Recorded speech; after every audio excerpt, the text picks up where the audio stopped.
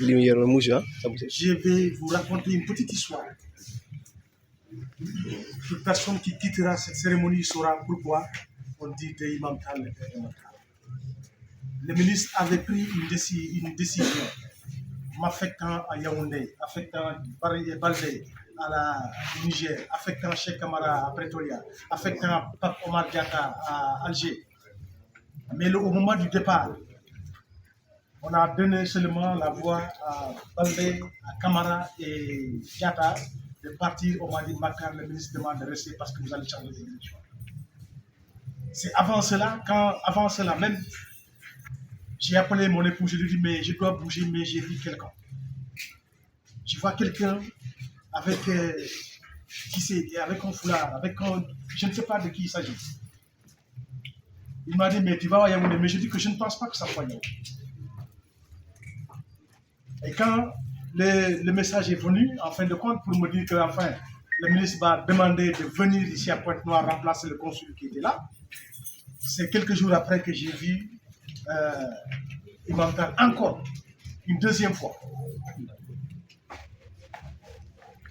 J'ai vu encore Imam Tal une deuxième fois.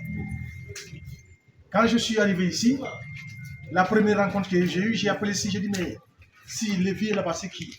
Je ne savais pas qu'il était imam, je ne savais pas qu'il était président, je ne savais pas qu'il était tout couleur, je ne savais pas qu'il était sénégalais. J'ai vu, je dis, si le vieux là-bas, c'est lui que j'ai vu dans mes rêves. Il m'a dit, si, ça peut être Imam Tal. Je dis, j'ai vu le vieux en rêve. Quand je suis venu, c'était à quelques jours de la fête du Magal. Le jour l'avant-veille. Je l'ai vu encore. Et par la grâce de Fallou, on m'a dit, ton père est là. Il était, le jour de la cérémonie, quand je l'ai dit, après la cérémonie, j'ai dit, si, voilà, c'est lui mon père. C'est lui que j'ai vu. Maintenant, c'est la troisième fois que je le vois en rêve, que c'est lui qu'on m'a dit toujours chez mon père. Dieu m'a aidé, tout en mettant livre où Dieu lui-même écrit. Tous mes déplacements, si vous voyez à chaque fois que je cite cette famille, c'est parce qu'il m'accompagne beaucoup.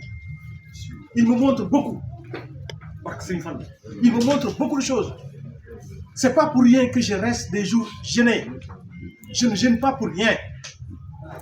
Je me rappelle le calife général de Tidjane, Junior, quand il était venu en Espagne, on lui a dit que tout le monde mangeait. Il dit, mais et lui qui est assis là-bas, pourquoi il ne mange pas?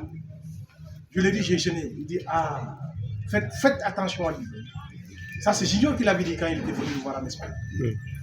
Ça, les jeunes qu'il est, il ne mange pas, il jeûne. Il passe tout son temps à prier.